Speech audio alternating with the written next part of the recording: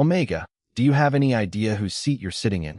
Emily Carter froze with one gloved hand still resting on the black leather beside her.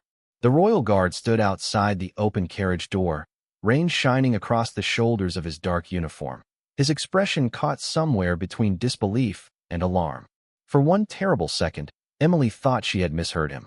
Then she noticed the silver wolf carved into the headrest behind her. Not painted, not stitched, carved into polished blackwood and crowned with 3 small stars. Her stomach dropped. She had seen that crest only once before, hanging above the throne inside Blackwood Palace. The Alpha King's crest. I was told this was the servant's carriage, she whispered. The guard stared at her. Behind him, the royal courtyard had gone strangely quiet despite the storm. Less than a minute earlier, horses had been stamping against wet stone, attendants had been shouting over the rain, and nobles had been hurrying beneath umbrellas toward a line of waiting coaches.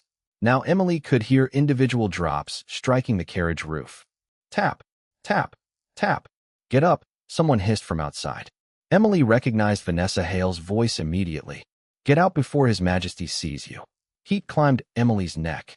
Of course, Vanessa had pointed her toward this carriage after the gathering ended, smiling as though she were doing Emily a favor. Third carriage on the left, she'd said. Servants ride there. Emily had been too tired and too cold to question her.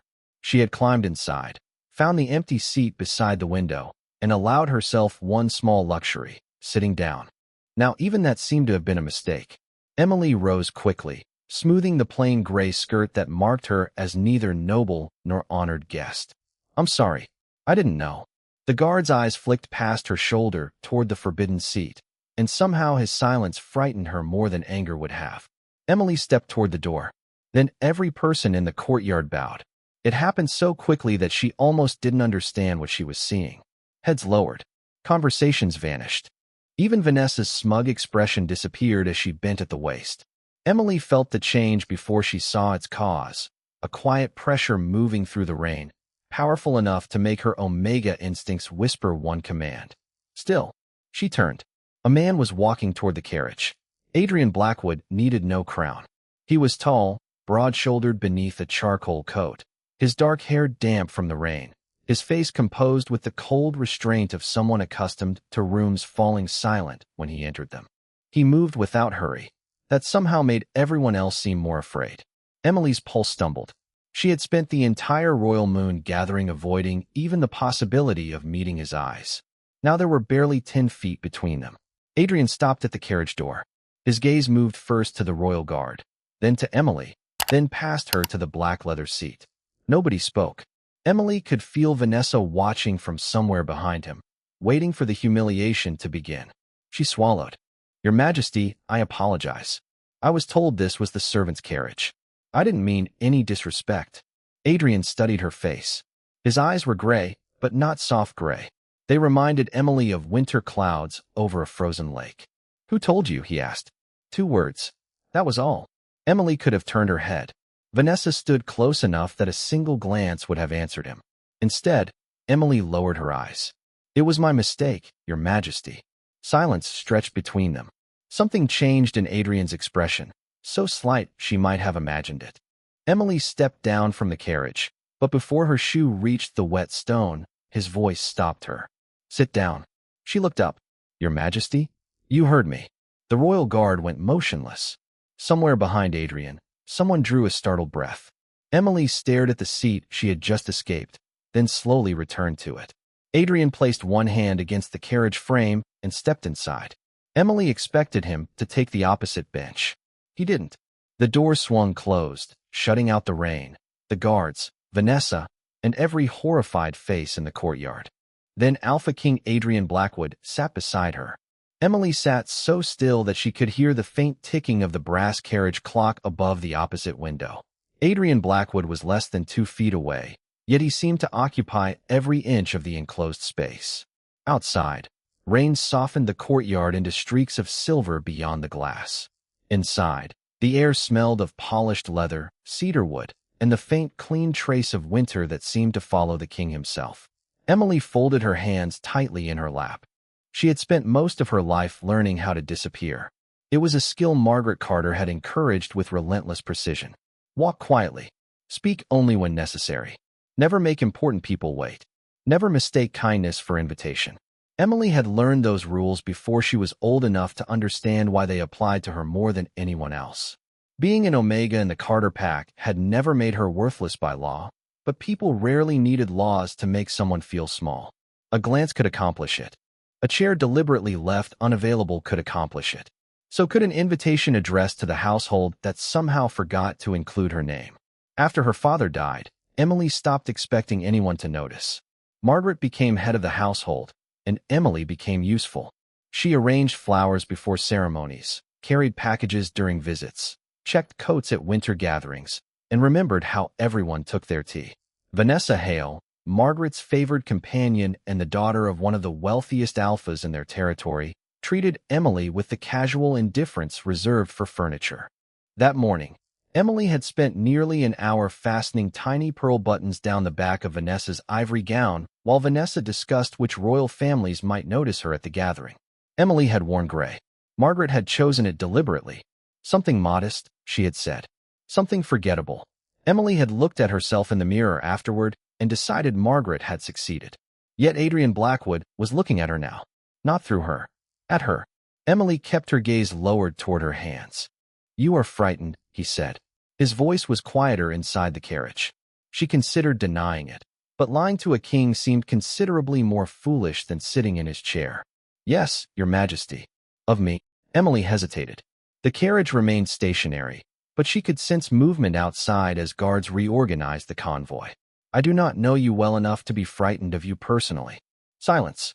Emily immediately regretted the answer. Then Adrian asked, "What are you frightened of personally?" She looked toward him before remembering herself. His expression had not changed, but something in his eyes had sharpened with interest. Emily searched for the safest response. Making another mistake. Adrian leaned back slightly. "You apologized for the first one. Sometimes apologies do not prevent consequences." The words escaped before she could soften them. Her fingers tightened. Adrian noticed. Of course he noticed. A man who ruled dozens of packs probably survived by noticing what others wished to conceal. His gaze moved briefly toward the window. Emily Carter. Her breath caught. She had never told him her name. "You know who I am?" "I know everyone registered to attend my gathering." That should have made sense, yet something about the way he said her name made it feel less administrative. Outside, a bell sounded once. The horses shifted. Emily felt the carriage move several inches before settling again.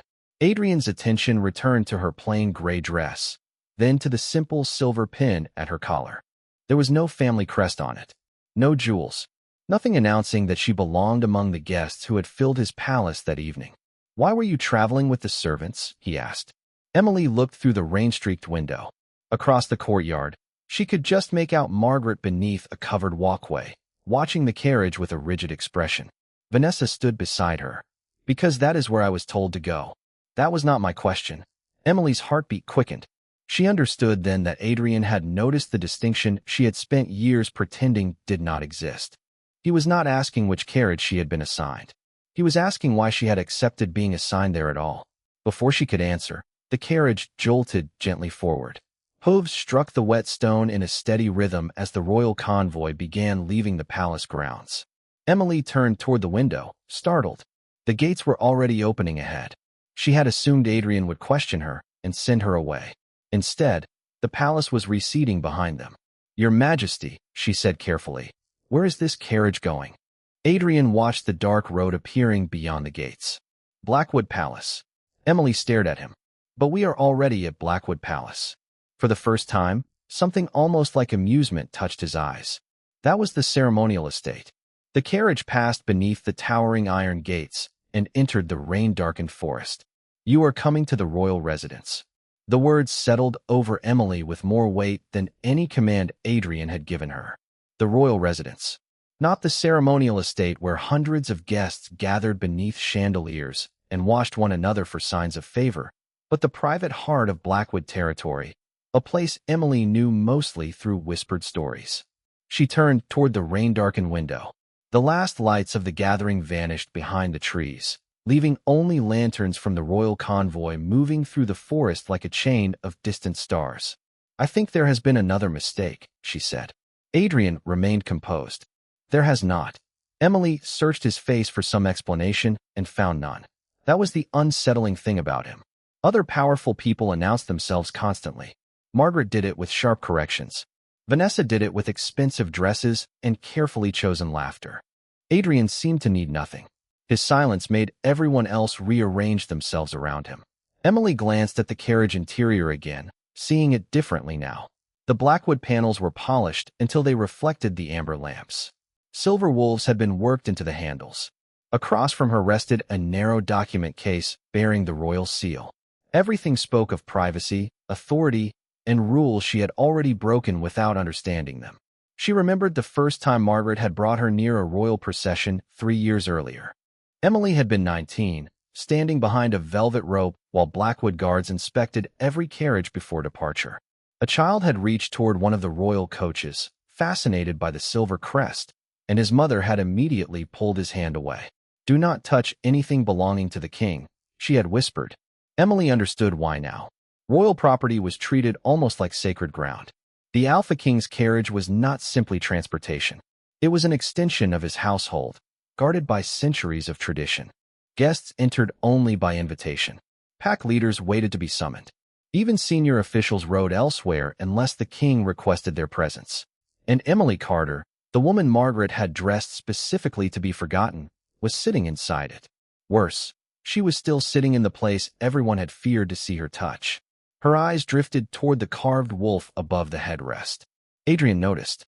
"You keep looking at the crest." I was wondering why the guard looked so horrified. He believed I would be angry. Emily waited. "Were you?" Adrian asked. "Was I what?" "Horrified." She almost smiled despite herself, but stopped before the expression could fully form. "I was considering whether it was possible to disappear through the floor." Adrian looked down at the thick carpet beneath their boots.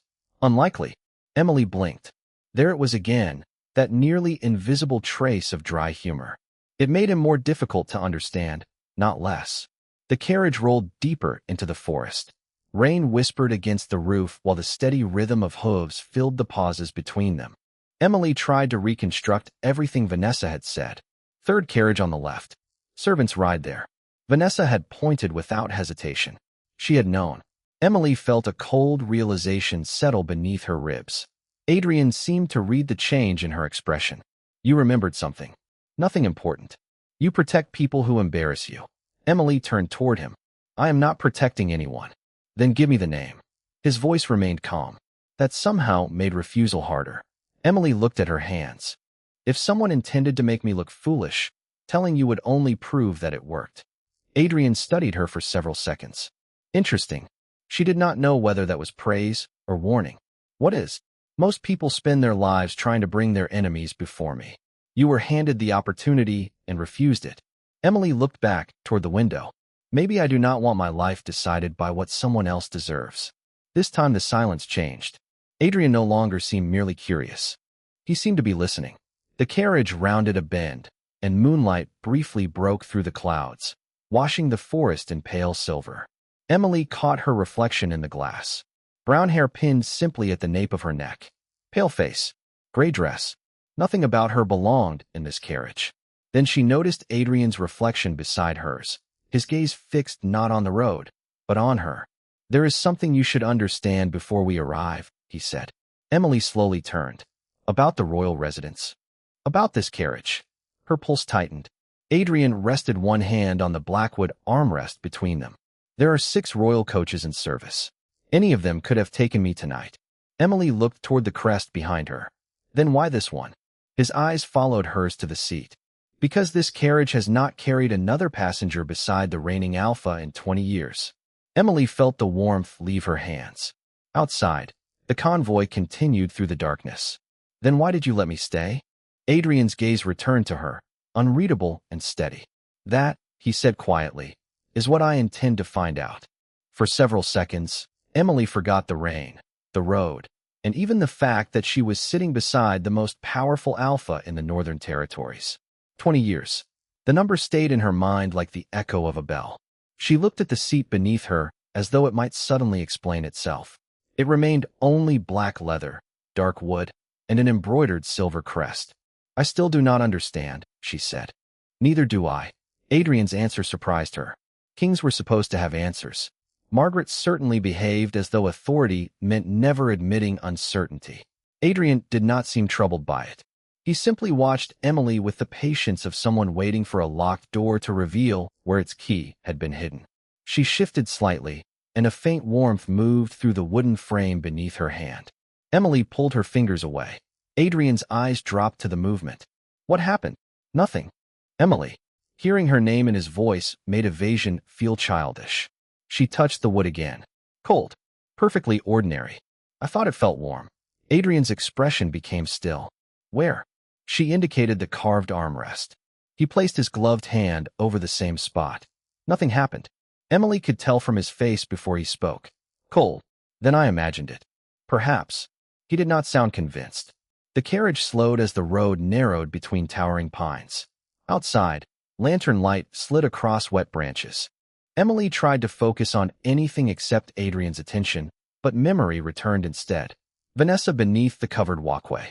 Vanessa pointing toward the third carriage. Vanessa's smile. It had been too pleasant. Emily should have recognized it. Earlier that evening, Vanessa had discovered Emily arranging place cards in the reception hall and had lifted one between two fingers as though it were dirty. You know what I admire about you? She had asked. Emily had continued working. You always know exactly where you belong. Vanessa had smiled. Most Omegas eventually start imagining they deserve more. Emily had said nothing. Silence usually shortened conversations with Vanessa. Tonight it had only encouraged her. Royal gatherings are dangerous places for people who forget their station. At the time, Emily had assumed it was another warning. Now she understood it had been preparation. Vanessa had not merely sent her toward the wrong carriage. She had chosen the one mistake guaranteed to be witnessed by royal guards. Emily's stomach tightened. Adrian noticed again. You know who sent you. It was not a question. I know who gave me directions. And you still will not name her. What would happen if I did? Adrian considered the question. I would determine whether she deliberately interfered with royal protocol. Emily looked down. And if she did, there would be consequences appropriate to the offense. Emily thought of Margaret's face if Vanessa returned disgraced. She thought of the Carter household turning colder, quieter, and somehow finding 100 ways to make Emily responsible. Then I would rather not say. Adrian studied her. You are afraid of what happens after justice leaves the room. Emily's eyes lifted sharply. No one had ever described it that way. Punishment was temporary. Living beside someone who blamed you for it was not. Something like that, she admitted. Adrian turned toward the window, his jaw tightening almost imperceptibly. That is not justice. Emily gave a small, tired smile. It is often what comes after. The carriage continued another quarter-mile before the horses suddenly slowed. Voices sounded outside. Not alarmed, but confused. Adrian straightened. A moment later, Commander Ethan Cole appeared beside the window on horseback, rain dripping from the edge of his uniform collar. Your Majesty, there is a fallen tree ahead. Nothing dangerous, but the road is blocked. We can take the eastern route. Adrian glanced toward the dark woods. How much longer? Approximately 40 minutes. Emily looked outside. Through the rain, she could see several attendants moving lanterns toward the obstruction. Then she noticed a smaller figure standing beside the rear supply carriage. A young servant boy, perhaps 12 years old, was struggling to keep a canvas cover from slipping off a stack of luggage. The adults around him were too busy redirecting horses to notice. Emily leaned closer to the window. The canvas came loose. A leather case slid toward the muddy road. The boy reached for it, lost his footing, and dropped to one knee. Emily was moving before she thought about protocol. Wait. She opened the carriage door. Adrian's voice followed immediately. Emily. But she was already stepping into the rain. She crossed the roadside quickly, lifted the fallen case, and helped the boy steady the canvas. Thank you, miss, he said, breathless with embarrassment. You are soaked. So are you. Emily tucked the canvas securely beneath the strap. Now neither of us has anything to brag about. The boy laughed softly. Emily smiled, then turned back toward the royal carriage. Adrian stood beside its open door. He had followed her out. Commander Cole was watching him with an expression Emily could not read. So were 3 guards. Adrian did not appear angry. He appeared puzzled. You left my carriage, he said, to save someone's luggage from the rain. Emily glanced at the boy. He needed help. You did not even think about it. Was I supposed to? Adrian said nothing. Then his gaze shifted past her toward Vanessa's carriage farther back in the convoy. Emily followed it. Vanessa was watching through her window. This time, she was not smiling. Adrian looked back at Emily. "Get inside. You are freezing." As Emily approached, he removed one glove and offered his bare hand to help her onto the carriage step. She hesitated only a moment before placing her fingers in his. The instant their skin touched, warmth flashed through Emily's palm. Not imagined. Not subtle. The silver wolf carved into the carriage door gave off a soft pale glow. Commander Cole stopped breathing. Adrian stared at their joined hands. Then, very slowly, he looked at Emily. "That," he said, "has never happened before." The pale light lasted no more than 3 seconds, but it changed the silence around them completely. Emily withdrew her hand, as if she had touched something she was never meant to wake. The silver wolf on the carriage door faded back into ordinary metal, leaving rainwater glistening along its carved edges. Commander Ethan Cole stared at the crest, then at Adrian, his usual discipline briefly replaced by unmistakable disbelief. "Your Majesty," he said quietly. Adrian raised one hand.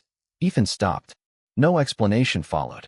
Adrian simply stepped aside and allowed Emily into the carriage before climbing in after her. This time, when the door closed, Emily could feel the questions waiting inside with them. She sat carefully, keeping her wet hands folded together. Adrian remained opposite her for several seconds instead of taking the place beside her. "It reacted when you touched me. I noticed. That is not very comforting." Something faint moved across his expression. Would a lie be more comforting? Emily almost answered yes. Instead, she rubbed warmth back into her fingers. The strange sensation had vanished, yet she could still remember it clearly. It had not felt painful or frightening. It had felt familiar, which was somehow worse. The carriage began moving again along the eastern road. Emily watched trees slide past the window while Adrian removed his remaining glove and placed both hands on his knees. She noticed then that his right hand was trembling. Barely. Anyone else might have missed it. Emily had spent years watching moods before they became words. She noticed small things because small things had always mattered. "Are you cold?" she asked. Adrian looked at her. "No." The tremor returned. Emily lowered her voice. "Does your hand hurt?" His expression closed immediately. "You ask unusual questions of a king. You give unusual answers." She regretted it as soon as she said it, but Adrian only studied her. Then his fingers slowly curled into his palm. "It is an old condition." Emily nodded and looked away. She did not ask what kind. She knew what it felt like when curiosity became intrusion. Several minutes passed. Rain softened to a gentle tapping overhead. Then Adrian spoke. "Most people would ask whether I was dying." Emily glanced back at him. "Are you?" "No." "Then I saved us both some time." This time she saw it clearly. The corner of his mouth moved. Not quite a smile, but close enough to surprise her. Then the carriage hit a shallow rut. Adrian's hand tightened against the seat. His breath changed. Only once, sharp and controlled. Emily saw it. "It is worse than you said." "Emily, I am not asking for details." She hesitated, remembering something her father had taught her when she was young. "May I try something?" Adrian's eyes narrowed slightly. "What?" Emily held out her hand, palm upward. "Nothing strange. My father used to get terrible stiffness in his hands during winter. Warmth helped." Adrian looked at her open palm as though it presented a diplomatic problem. "You expect me to hold your hand?" Emily felt heat rise into her face. "When you say it like that, it sounds ridiculous." "Does it?" "Yes." She started to lower her hand. Adrian placed his fingers lightly against hers. Emily stopped breathing for half a second. There was no flash this time. No glowing crest. Only warmth. Then something beneath Adrian's carefully controlled expression loosened. His shoulders lowered by a fraction. The tension around his eyes eased. Emily felt a faint pulse of heat move through her palm, gentle and steady, as though the warmth did not belong entirely to either of them. Adrian stared at their hands. "Does that hurt?" she asked. "No." "Better." He waited before answering. "The pain is gone." Emily blinked. "Completely. Completely." His voice had become very quiet. Emily slowly pulled her hand away. Almost immediately, Adrian's fingers stiffened again. The change was small, but both of them saw it. Emily's heart began beating faster. Adrian looked toward the carriage wall, then toward the seat where she had first been sitting. 20 years, he murmured. What happened 20 years ago? Emily asked. Adrian did not answer immediately. The road climbed higher, and through the trees she saw distant lights appearing on a ridge. The true royal residence. Towers rose against the cloudy sky, their windows glowing gold above the dark forest. Adrian reached for his glove, but did not put it on. My mother died 20 years ago, he said. Emily's expression softened. I am sorry. Afterward, my father ordered this carriage sealed. No one sat in that place again. Emily looked at the black leather beside her. Why? Adrian's gaze settled on the carved silver wolf above it. Because it was never designed for the king. Emily felt the air leave her lungs. The carriage passed between two stone pillars as the royal residence came fully into view. Adrian looked directly at her. It belonged to the queen. Emily looked at the seat as if it had changed beneath her. A queen's seat. The phrase made every warning from the courtyard suddenly sharper. The guard's alarm. Vanessa's certainty that Emily would be humiliated. Adrian's refusal to make her leave. Even the silver wolf glowing beneath her touch now carried a meaning she was not prepared to examine. Then I should not be sitting here, she said. Adrian's gaze remained steady. You have said that several times tonight. Because each time I learn something new, it becomes more true. The carriage passed beneath an enormous stone archway. Beyond it, the private Blackwood residence emerged from the forest, less like a palace built for display and more like an ancient fortress softened by warm windows and climbing ivy. Lanterns lined the circular drive. Guards stood beneath covered entrances while attendants waited at the top of broad stone steps. Emily could see their faces changing as they recognized which carriage had arrived. Then they saw her through the window. The whispers began before the wheels stopped. Emily's shoulders tightened. Adrian noticed. Do not lower your head. She had already started to. She looked at him. Everyone is staring. They stare at anything they do not understand. That does not make it pleasant. No. His answer held no false comfort. But it does not make them right. The carriage stopped. Commander Ethan Cole dismounted outside and approached the door, but before he could open it, Adrian did so himself. That tiny break in protocol produced another ripple of surprise among the waiting household. Adrian stepped down first. Emily remained inside. Through the doorway, she saw at least 30 people standing beneath the covered entrance. Officials, guards, household staff. A silver-haired woman in a dark blue dress stood at the center of them, her posture straight despite her age. Her eyes moved from Adrian to Emily and widened. Emily suddenly wished for the gray anonymity Margaret had promised her. Your Majesty, she whispered, perhaps I should use another entrance. Adrian turned. Why? Because this looks important. It is a doorway. Emily stared at him. You know that is not what I mean. For one heartbeat, warmth returned to his expression. Then he extended his hand. Every person watching became perfectly still. Emily looked at his bare fingers. She remembered the pain disappearing when she touched him. She remembered the silver crest glowing. More than anything, she remembered that Adrian had not looked frightened by either event. Only curious. Emily placed her hand in his. The reaction was immediate, but this time there was no visible light. Adrian simply inhaled slowly, and the tension she had noticed in his fingers disappeared. His grip remained gentle as he helped her down. The silver-haired woman took one involuntary step forward. Adrian. He looked at her. Lady Eleanor. Her gaze dropped to their joined hands. You brought someone in that carriage. Emily expected Adrian to release her. He did not. I am aware. Lady Eleanor looked almost offended by the calmness of his answer. That carriage has not been opened for a passenger since Queen Catherine. Emily's stomach tightened at the name. Adrian's mother. Several attendants exchanged uneasy glances. Adrian finally released Emily's hand, and the faint stiffness returned to his fingers. Lady Eleanor saw that too. Her expression changed from shock to something far more focused. Who is she? Emily Carter. Emily gave a small respectful bow. My lady. Eleanor studied her plain dress, rain-damp hair, and unadorned collar. There was no contempt in the older woman's face, but there was intense curiosity. Carter Pack. Yes, my lady. Omega. Emily hesitated. Yes. A murmur passed through the people behind Eleanor. Adrian turned his head. The sound stopped instantly.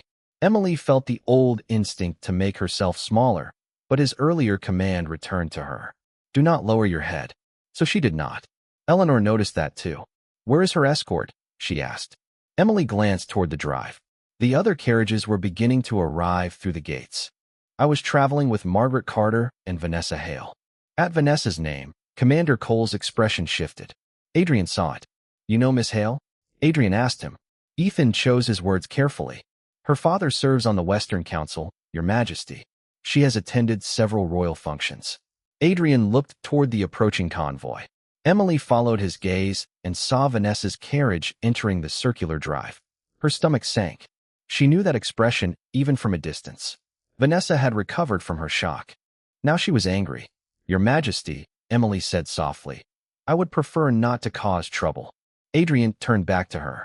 "You did not. People may not see it that way. Then people may learn to see more clearly." Vanessa's carriage stopped. Margaret stepped out first, followed immediately by Vanessa. Both women froze when they saw Emily standing beside Adrian. Vanessa's face went pale. Then she gathered her skirt and hurried toward them. "Your Majesty, thank goodness. There has been a terrible misunderstanding." Emily closed her eyes for half a second. Adrian's voice remained calm. "Has there?" Vanessa stopped 6 feet away. Emily entered the royal carriage without permission. "I tried to stop her." Emily looked at Vanessa.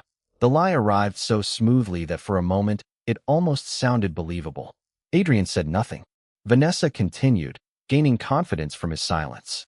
"She has always had difficulty understanding boundaries. My family would never knowingly allow such disrespect." Margaret nodded quickly. "We apologize for her behavior." Emily felt something familiar settle over her, the expectation that she should accept blame because resisting would only make everything worse. She opened her mouth. Adrian spoke first. "Interesting." Vanessa's smile faltered.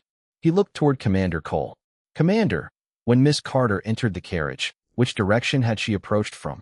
Ethan answered immediately. "The guest loading area, Your Majesty." Adrian's eyes returned to Vanessa. "And who was standing there giving carriage assignments?" Vanessa stopped breathing. Adrian's voice stayed quiet. "I suggest your next answer be the truth." Vanessa's confidence disappeared so quickly that Emily almost felt sorry for her. Almost. Rainwater dripped from the edge of the covered entrance behind them, each drop strangely loud in the silence. Margaret looked toward Vanessa, waiting for her to repair the situation. Vanessa lifted her chin. "I was helping guests find their assigned transportation, Your Majesty." Adrian's expression did not change. "Was Miss Carter assigned to my carriage?" "No." "Did she ask you which carriage belonged to the servants?" Vanessa hesitated. Emily watched the answer form behind her eyes. Another excuse. Another careful turn of words. "She may have." Adrian glanced at Commander Cole. Ethan understood immediately. "The guest loading area is monitored by 2 royal attendants, Your Majesty. They can confirm the exchange." Vanessa's face lost what little color remained. Margaret stepped forward. "Surely that is unnecessary." Vanessa was managing dozens of guests in terrible weather. Anyone could have made a simple mistake. Adrian looked at Emily. Was it simple? The question placed the choice directly in her hands. Emily could expose Vanessa now. One sentence would do it. She remembered the smile, the pointing finger, the warning about knowing her place. But she also remembered something else. Her father's voice years ago, gentle and steady, telling her that dignity was not the same thing as victory. Emily took a slow breath. "I cannot know what Vanessa intended." Vanessa looked startled. Margaret looked relieved. Emily continued. "I only know that she told me the 3rd carriage on the left was for servants, and I believed her." The relief vanished. Adrian's gaze returned to Vanessa. "That carriage was not 3rd from the left." Commander Cole said quietly. "It was 1st, Your Majesty." Emily turned toward him. Ethan continued. "The royal carriage was moved after the storm began. Miss Hale would have needed to point directly at it." Vanessa's composure cracked. "I did not know it had been moved." "Perhaps," Adrian said. "Then the attendants will confirm that." Vanessa opened her mouth, but no words came. Adrian did not raise his voice. He did not humiliate her. Somehow his restraint carried more authority than anger could have. "Until the matter is clarified, Miss Hale will remain a guest of the residence. She will not participate in tomorrow's Royal Council reception." Vanessa stared at him. That reception was the reason half the noble families had traveled across the Northern Territories. Being excluded would be noticed by everyone. "Your Majesty, please." "This is not punishment," Adrian said. "It is caution." Margaret quickly bowed. Vanessa followed a moment later, though resentment tightened every line of her face. Emily could feel it when Vanessa looked at her. Familiar, cold, promising consequences later. Adrian saw that look too. Lady Eleanor, he said. Emily Carter will stay in the East Wing tonight. Margaret's head snapped up. Your Majesty, Emily is part of my household. We have rooms prepared in the guest lodge. I am aware. Then surely she should remain with us. Emily's stomach tightened. She knew that tone. Margaret was not challenging Adrian. She was reminding Emily that home still waited after royal attention ended.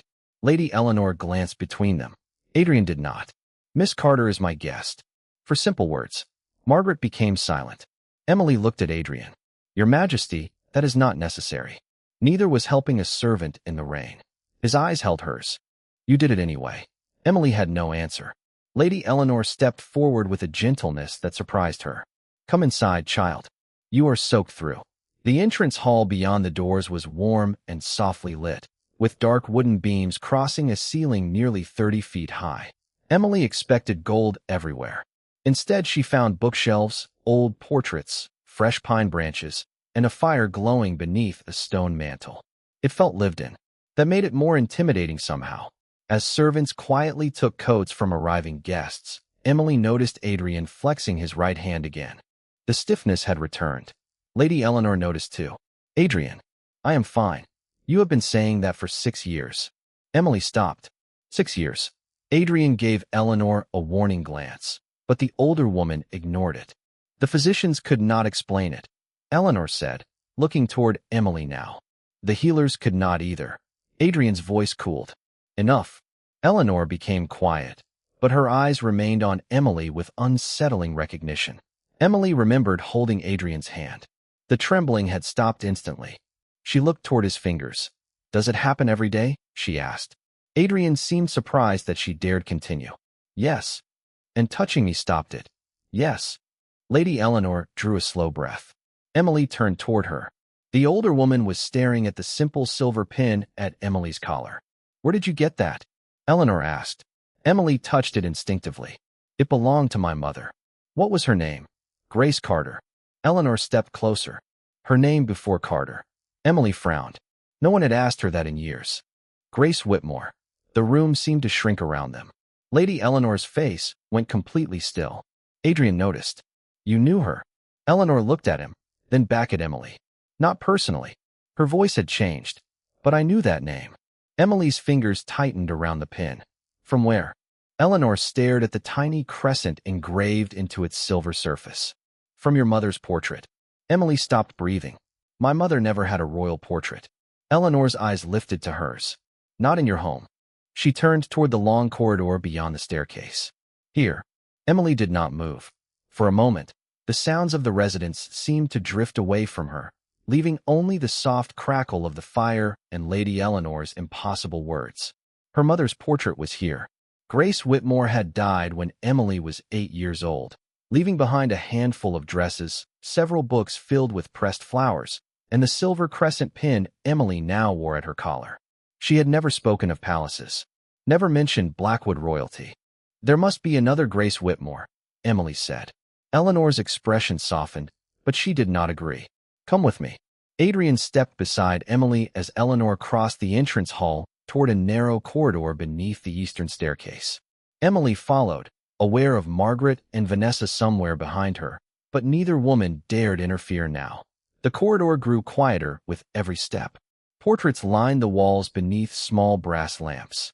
Kings in ceremonial coats, queens wearing silver, children standing beside enormous wolves. Emily slowed when she noticed the same crescent symbol appearing again and again, sometimes carved into a frame, sometimes resting at a woman's throat. She touched her pin. What does this symbol mean? Eleanor glanced back.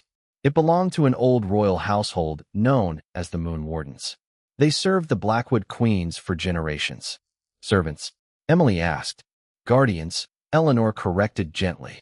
Advisors. Healers. Sometimes friends. Adrian's attention shifted toward Emily. The line disappeared 20 years ago. Emily stopped walking.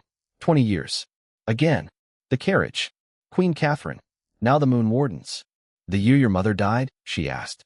Adrian's face became unreadable. The year everything changed. Eleanor continued toward a pair of narrow wooden doors. She opened them onto a small gallery that smelled faintly of cedar and old paper. Unlike the grand portraits outside, these paintings were intimate. Families, royal attendants, children at summer picnics, wolves resting beneath trees. Eleanor approached a portrait near the far wall and lifted the protective cloth covering it. Emily forgot how to breathe. Her mother stood in the painting at perhaps 20 years old. Younger than Emily remembered her, but unmistakable. The same soft brown hair, the same pale blue eyes, the same slight tilt of the head that appeared whenever Grace was trying not to laugh. Beside her stood Queen Catherine Blackwood. They were not posed like monarch and attendant. Catherine had one arm linked comfortably through Grace's, and both women were smiling. At Grace's collar rested the silver crescent pin. Emily stepped closer. That is her. Her voice barely carried. She wanted to touch the painting, but stopped herself inches from the frame. Why was she here? Eleanor came to stand beside her. Grace Whitmore grew up in this residence. Her mother served Queen Catherine, and Grace became one of Catherine's closest companions. Emily turned. She never told me. She left before you were born. Why? Eleanor looked toward Adrian. Something unspoken passed between them. Emily saw it immediately. Please do not protect me from my own family history. Adrian's gaze returned to her. We do not know the entire story. Then tell me the part you do know. Eleanor folded her hands. After Queen Catherine died, several members of the Moonwarden household left Blackwood territory. Grace was among them. Within months, records of the family became difficult to trace. Emily thought of her childhood.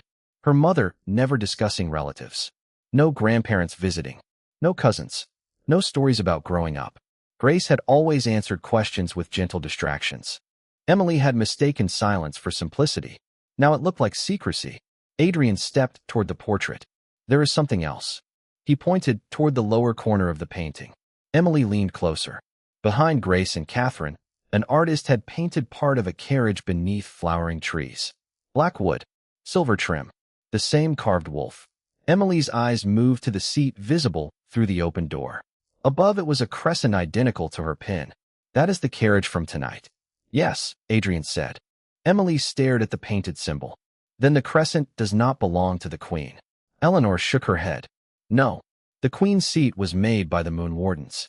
Old records say the wood was chosen for a purpose, though most of those records disappeared with the family. Emily remembered the warmth beneath her palm, the glowing silver crest.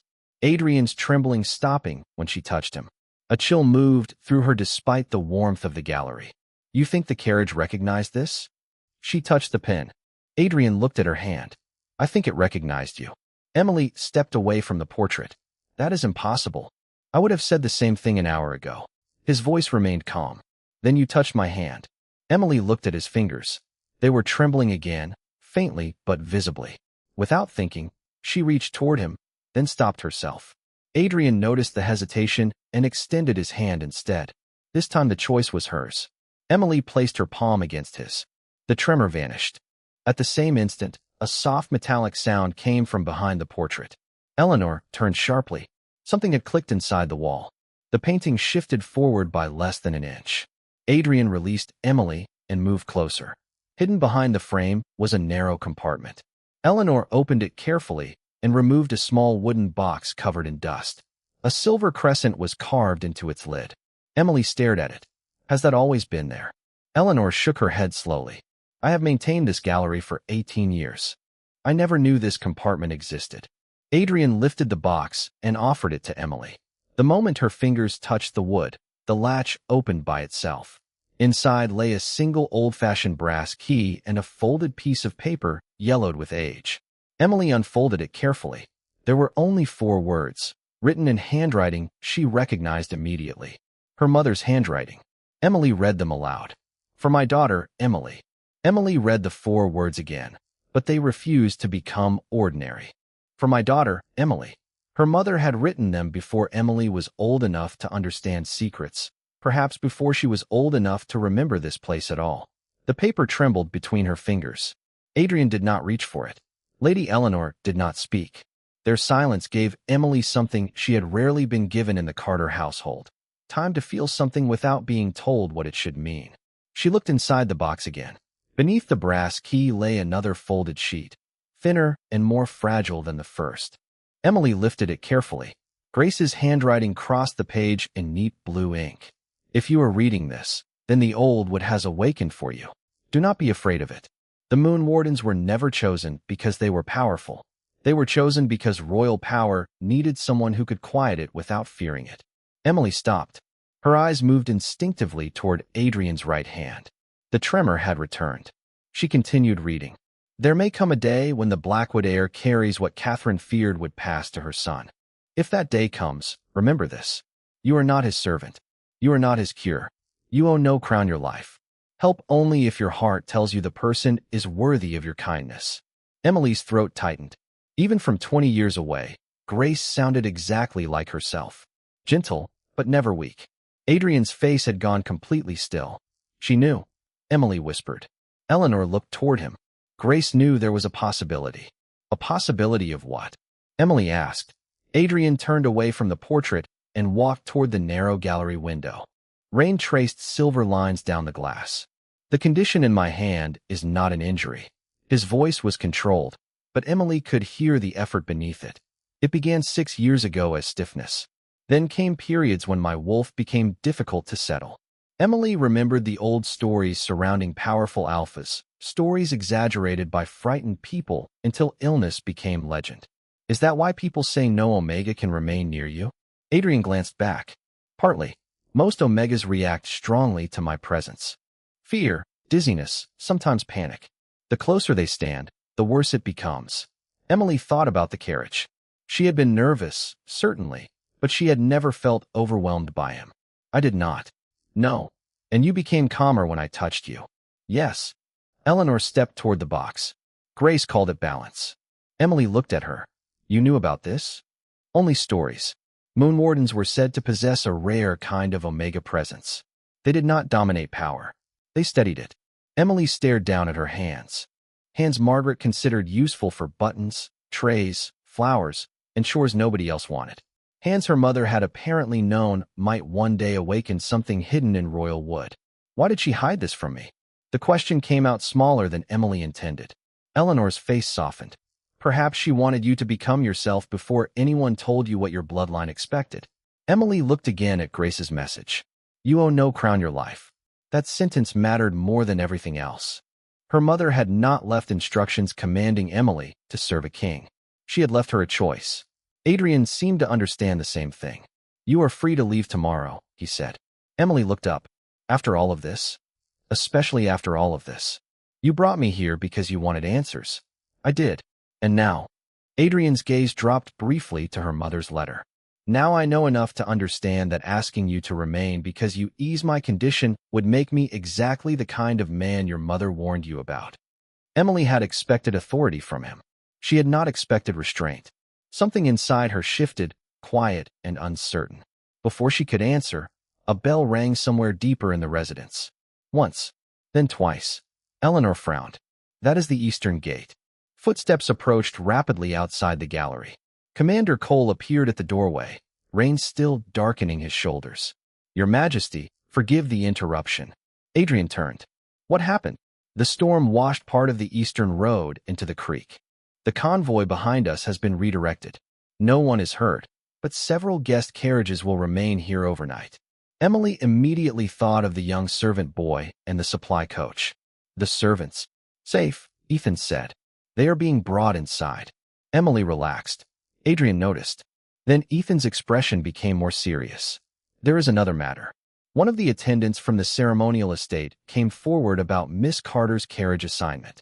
Emily felt her stomach tighten. What did he say? Adrian asked. He heard Miss Hale give the directions. She knew exactly which carriage she was pointing toward. Silence returned. Emily closed her eyes briefly. She had known, but hearing confirmation made the cruelty harder to dismiss. Ethan continued. There is more. Miss Hale asked the attendant what penalty applied if an Omega entered the Queen's carriage without permission. Adrian's face cooled. Before Miss Carter entered it. Emily stared at the floor. Vanessa had not wanted her embarrassed. She had wanted whatever punishment she believed would follow. Adrian looked toward Emily, but she shook her head before he could speak. Please, not tonight. He studied her for a moment, then nodded. Tomorrow. Emily exhaled. Ethan bowed and left. Eleanor gently folded Grace's portrait cloth aside. The key, she said. Emily had almost forgotten it. She lifted the brass key from the box. A tiny crescent was engraved near its teeth. What does it open? Eleanor's eyes moved toward Adrian. There was one Moonwarden room Grace refused to surrender before she left. Queen Catherine ordered it sealed. Adrian looked toward the dark corridor beyond the gallery. It is in the oldest part of the residence. Emily closed her fingers around the key. Then I want to see it. 10 minutes later, they stood before a narrow white door at the end of an unused hallway. No handle, no visible keyhole, only a silver crescent set into the center. Emily approached slowly. The brass key grew warm in her palm. Before she could raise it, the crescent on the door began to glow. A hidden keyhole appeared beneath it. Emily inserted the key. Somewhere beyond the door, something old clicked awake. Then a woman's recorded voice, faint but unmistakable, spoke from the other side. Emily, if you have come here with the Blackwood King, do not open this door until you ask him one question. Emily kept her hand on the key, but she did not turn it. Her mother's voice had faded, leaving the old hallway silent except for rain murmuring against distant windows. Lady Eleanor stood several feet behind her. Adrian was closer, near enough that Emily could sense his presence without looking. She stared at the glowing crescent on the door. What question? She whispered. For a moment, nothing happened. Then Grace's voice returned, softened by age and whatever strange mechanism had preserved it. Ask him why the Queen's seat was left empty. The light vanished. Emily slowly turned toward Adrian. Something in his expression told her he already knew the answer. You said your father sealed the carriage after your mother died. He did. That was not the whole truth. Adrian lowered his gaze for a moment. No. Eleanor shifted uneasily. Adrian, perhaps this should wait. It has waited 20 years. His voice was quiet. He looked at Emily. My mother believed the Queen's seat was more than tradition. Moonwarden records described it as a bond seat, made from moonwood and designed to recognize a balancing presence. Emily remembered the warmth beneath her fingers. A Moonwarden? Not necessarily. Adrian stepped toward the door. That is the part people misunderstood. Blood could awaken the wood, but recognition required something else. Choice. Emily frowned. Whose choice? Both. The word landed softly. Adrian continued. According to my mother, the seat could respond when a Blackwood ruler and a compatible guardian accepted one another freely. Not as king and subject. Not through obligation. Emily thought of Grace's letter. You are not his servant. You are not his cure. Then why leave it empty? Adrian's jaw tightened. Because my father wanted certainty. After my mother died, he became obsessed with preserving the royal line. He believed the seat could identify whoever was meant to stabilize the next Blackwood ruler. He began searching for surviving Moonwardens. Eleanor closed her eyes briefly. Emily understood before Adrian finished. That is why my mother left. I believe so. She was protecting me. Yes. Emily looked down at the brass key. For years she had imagined Grace's secrecy as a wall between them. Now she saw another possibility. It had been shelter. Her mother had hidden the road, so no crown could decide Emily's destination before she was old enough to choose it herself. Did your father ever find her? No. Adrian's answer came immediately. And when I became king, I ended the search. Emily looked up. Why? Because no person should spend a lifetime being hunted for what they might provide another. There was no pride in his voice. Only certainty. Emily felt something inside her settle. She turned back toward the door. That was the question. Adrian nodded. And the answer is yours to judge. Emily wrapped her fingers around the key and turned it. The lock gave a soft click. The door opened inward without resistance. Warm golden light appeared along the floor, though no lamp had been lit inside for decades. Emily entered first. The room was smaller than she expected, perhaps 12 feet across, with shelves of books, a writing desk, dried bundles of lavender, and a circular window overlooking the forest. Nothing looked royal. It looked like someone had stepped away yesterday and intended to return. On the desk rested a wooden model of the same carriage. Emily approached it.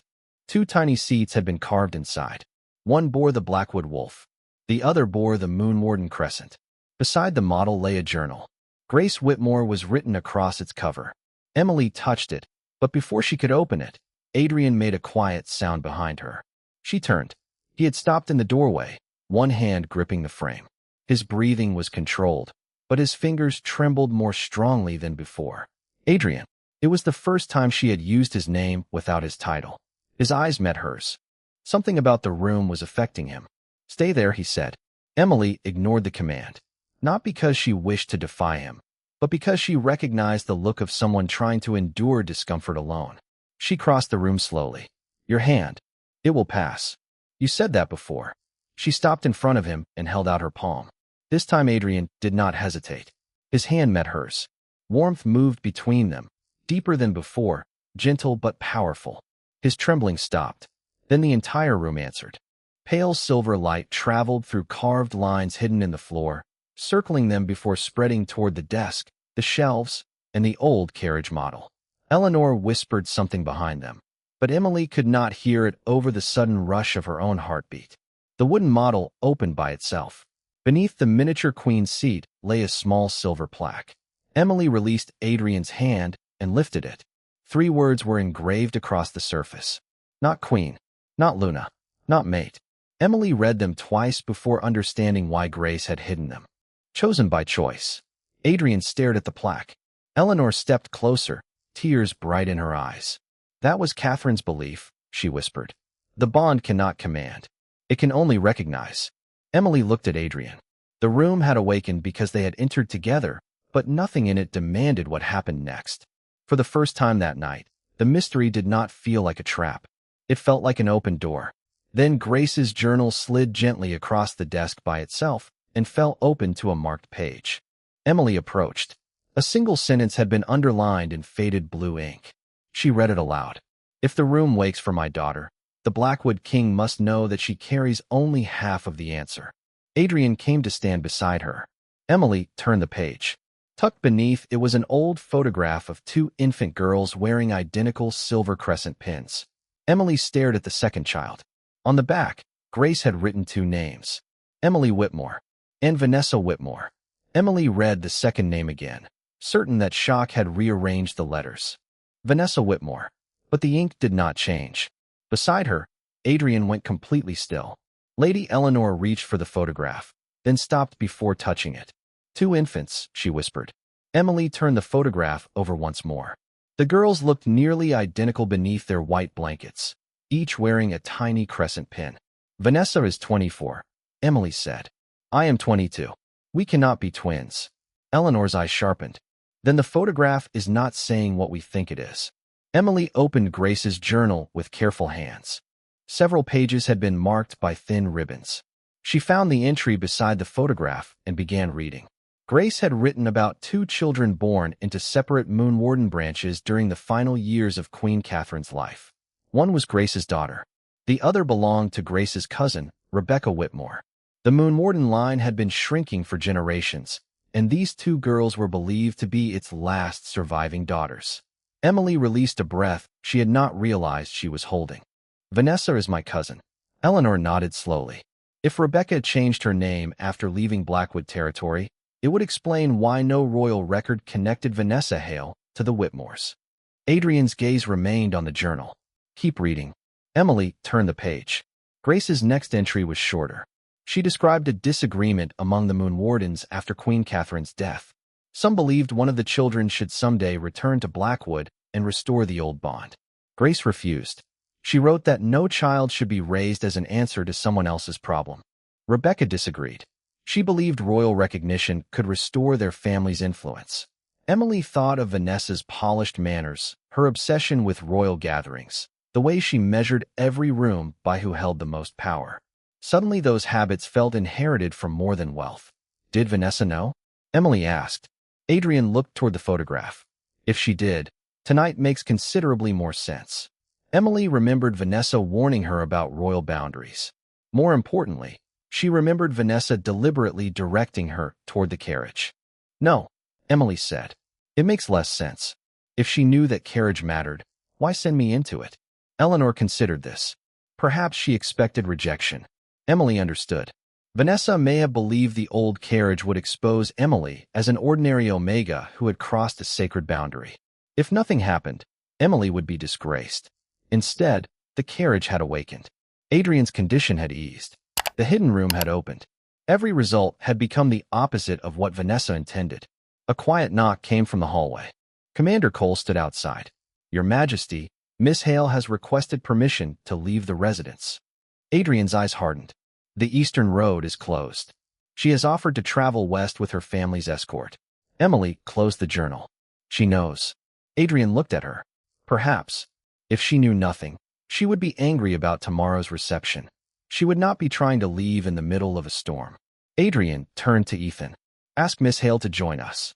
Emily touched his sleeve before she realized what she was doing. He stopped. "Not like that." Adrian glanced at her hand, then at her face. Emily withdrew it. If she thinks she is being summoned for punishment, she will arrive prepared to defend herself. "I want the truth. What do you suggest?" Emily looked around the room her mother had hidden for 20 years. "Bring her here without telling her what we found." 10 minutes later, footsteps approached.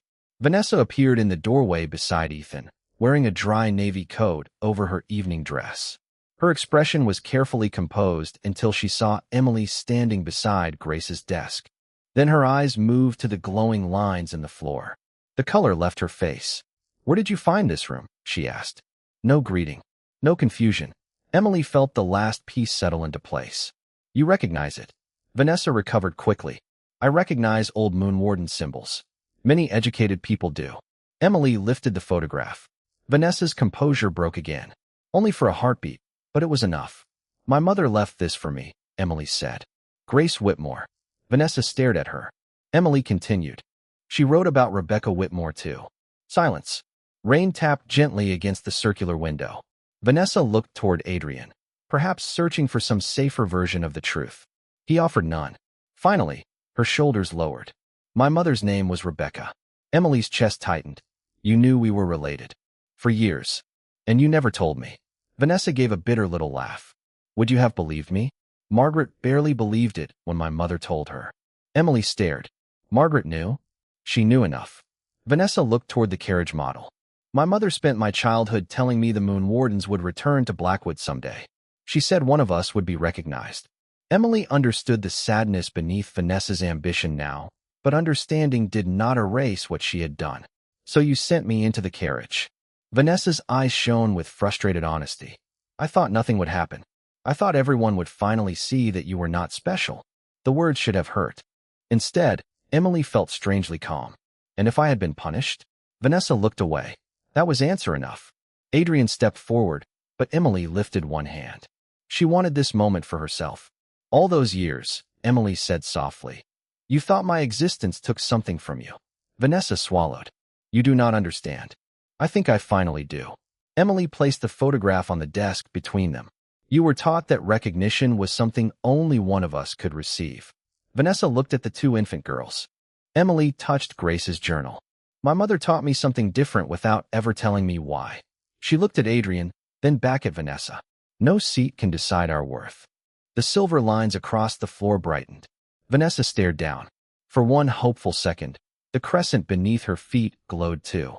Eleanor gasped. Then the light divided into two paths. One traveled toward Emily. The other traveled past Vanessa toward a second locked cabinet hidden in the wall. A click sounded. The cabinet opened. Inside rested another silver crescent pin and a sealed letter. Vanessa's name was written across it. Emily looked at her cousin. Vanessa's eyes filled with disbelief. The room had recognized her too. But Adrian's hand began trembling again. Emily reached for him instinctively. The moment their fingers touched, his hand became still, and only Emily's path of silver light connected to the Blackwood crest. Eleanor stared at the floor. "Now we know," she whispered. Emily looked from Vanessa to Adrian. "Know what?" Eleanor's answer was barely audible. "The Moonwarden blood awakened the room for both of you. But the bond chose only one." Emily looked down at the silver path connecting her to the Blackwood crest and felt no triumph. Vanessa stood only a few feet away, holding the letter that had waited for her almost as long as Grace's message had waited for Emily. For years they had been pushed toward opposite sides of an invisible contest neither of them fully understood. Now the old room had answered them both, but not in the way either family had expected. Vanessa broke the seal on her letter. Her eyes moved quickly across the page. The anger in her face slowly gave way to confusion. My mother wrote this. Her voice sounded younger somehow. She says she was wrong. Emily said nothing. Vanessa continued reading silently, then lowered the letter. She spent years believing our family would matter again only if I became important to the Blackwoods. Her fingers tightened around the paper. Near the end of her life, she realized she had taught me to confuse being chosen with being worthy. Emily felt the words settle somewhere tender. Vanessa looked at her for the first time that night without contempt. I suppose I learned the lesson very well. You did, Emily said softly. Vanessa flinched, but Emily continued. That does not mean you have to keep living by it. Adrian remained beside Emily, his hand still resting lightly in hers. She became aware of the contact and released him gently. His fingers stayed steady for several seconds before the faint tremor returned. Vanessa noticed. So did Eleanor. The bond, Vanessa whispered. It really is her. Eleanor shook her head. Do not make the same mistake again. The room recognized compatibility. It did not make a decision for either of them. Adrian's eyes moved toward the silver plaque on the desk. Chosen by choice. Emily understood. The magic could reveal a possibility. It could not create consent, loyalty, or love. Those things still had to belong to the people involved. Adrian turned toward Vanessa. Tomorrow, Commander Cole will complete his report regarding the Carriage incident. Vanessa lowered her gaze. I understand. You will answer honestly. I will. Emily expected Adrian to dismiss her, but he looked toward Emily instead. Do you want to say anything before she leaves? Once, Emily would have wanted an apology. Tonight she wanted something more difficult. Yes. She faced Vanessa. Do not apologize because he is standing here. Vanessa looked up. Emily continued. If you are sorry tomorrow, when there is no glowing floor and no king watching you, then tell me tomorrow. Vanessa swallowed and gave a small nod. Tomorrow, then. She left with her mother's letter held against her chest. Eleanor watched her disappear down the hallway. Grace would have approved. Emily smiled faintly. You did not know her personally, remember? Eleanor returned the smile. I knew enough. The silver light began fading from the room, leaving only the warm lamps along the walls. Emily suddenly felt exhausted. A few hours earlier, her greatest concern had been surviving a royal gathering unnoticed.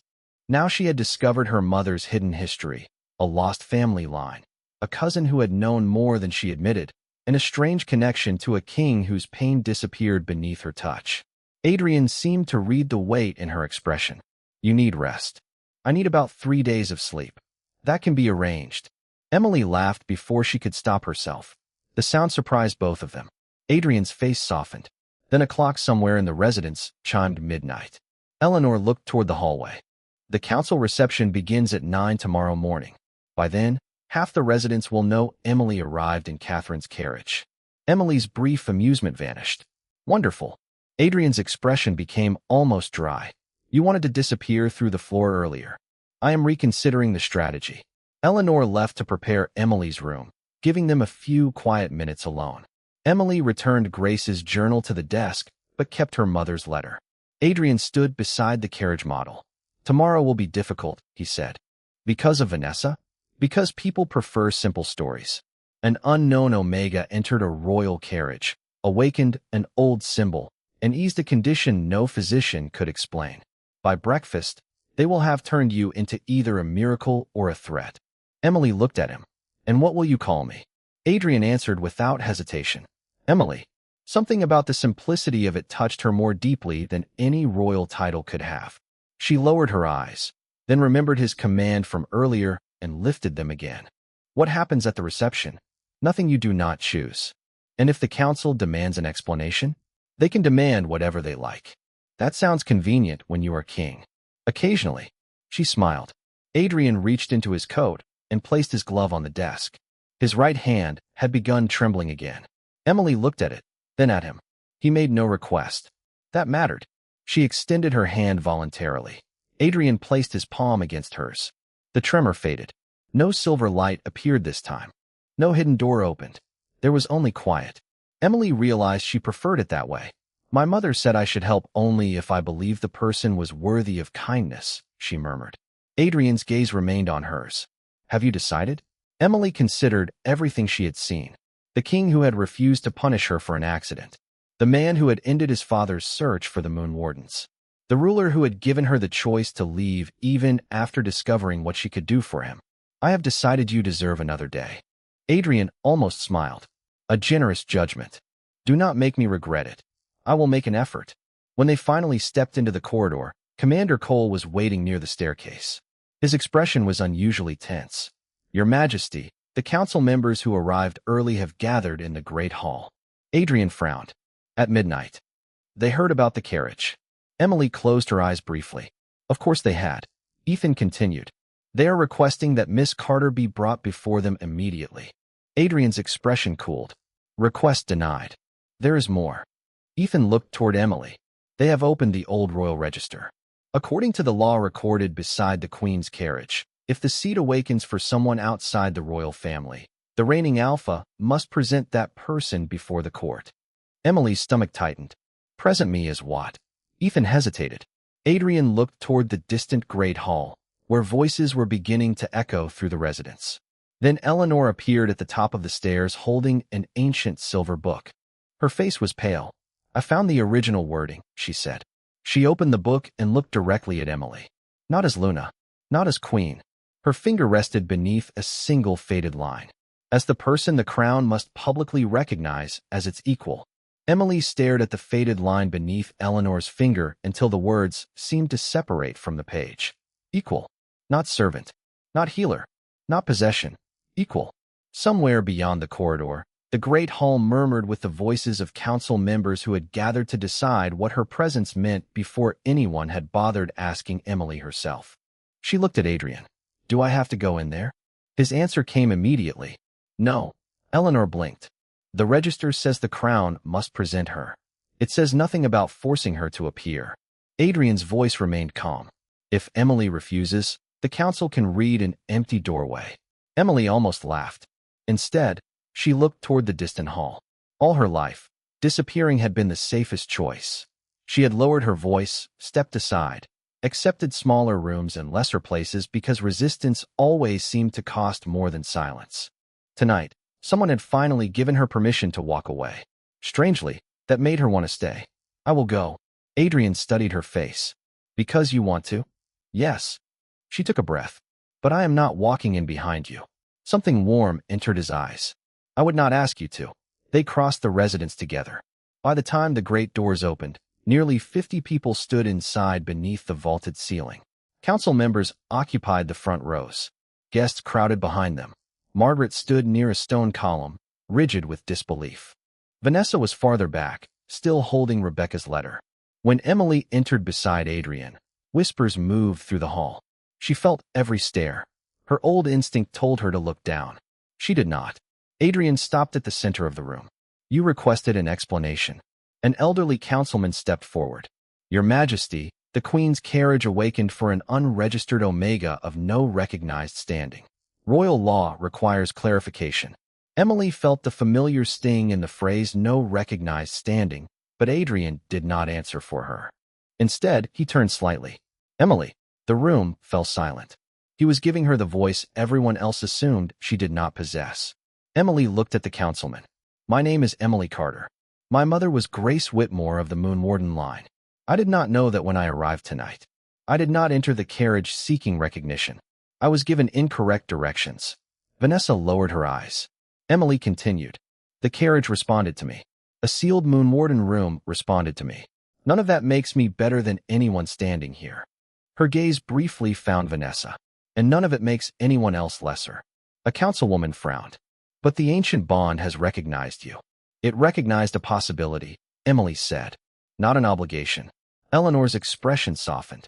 Adrian remained perfectly still beside her. The elderly councilman turned toward him. Then does your Majesty recognize this woman as the crown's equal under the old law? The entire hall seemed to hold its breath.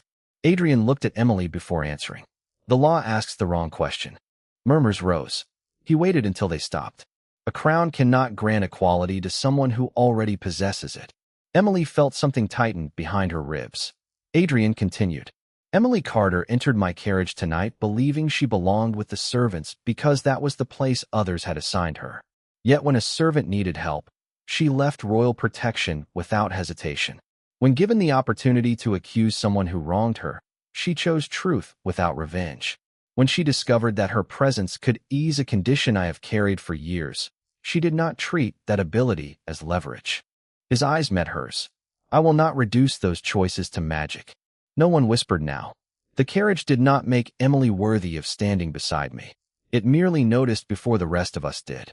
Across the hall, Margaret looked down. Vanessa's eyes filled, but she did not turn away. The elderly councilman slowly bowed his head. Then Eleanor did the same. Commander Cole followed. One by one, not from fear and not because Adrian commanded it, the people nearest Emily lowered their heads in acknowledgement. Emily stood motionless. She had imagined recognition as something loud, something triumphant. Instead, it felt quiet, like finally being able to breathe in a room where she had spent years holding her breath. Adrian extended his hand. He did not take hers. He waited. Emily looked at it, then placed her hand in his by choice. Somewhere outside, a soft metallic sound echoed from the circular drive. Commander Cole turned toward the doors. The silver crest on the old carriage had begun glowing beneath the rain. Eleanor smiled through sudden tears. It heard you. Emily looked at Adrian. Apparently your carriage is dramatic. A quiet laugh moved through the hall, breaking the tension. Adrian's mouth finally formed the smile he had been hiding all evening. It belonged to my mother. That explains several things. Hours later, when the storm had softened and the residence finally grew quiet, Emily stood at the tall east wing window holding Grace's letter. She still did not know what tomorrow would bring. She did not know whether the strange connection between herself and Adrian would become friendship, duty, or something deeper with time. For once, she did not need to know. A gentle knock sounded behind her. Adrian stood in the doorway. I wanted to tell you the Eastern Road should reopen by morning. You are free to return home. Emily looked toward the forest, then back at him. And if I choose to stay another day? Adrian's expression softened. Then there will be a place for you. Emily smiled. Which place? He glanced toward the courtyard where the old carriage waited beneath the moonlight. Whichever one you choose. For the first time in her life, Emily understood the difference. She had not been lifted from worthlessness by a king. She had never been worthless at all. And perhaps that was why the oldest magic in Blackwood had recognized her before anyone else did. Thank you so much for watching this story with us. If Emily's journey touched your heart, tell us in the comments where you are watching from and what moment meant the most to you. Please like and share this video, and subscribe to support the channel and join us for more stories about courage, kindness, destiny, and the quiet strength of choosing your own place in the world.